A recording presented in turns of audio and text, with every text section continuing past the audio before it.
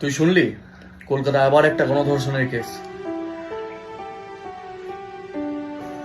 আমার এই জিনিসটা মাথায় ঢুকছে না যে এখনো অবধি কেউ এই ব্যাপারটাকে নিয়ে কথা বলছে না কেন। এই ব্যাপারটাকে নিয়ে কোনো রকম কোনো প্রোটেস্ট নেই কেন?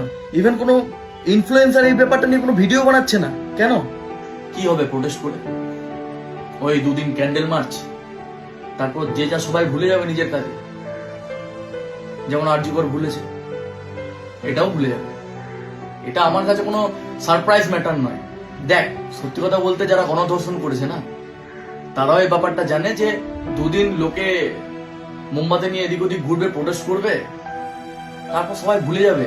এতে নতুন কি আছে, ওরাও জানে সেটা।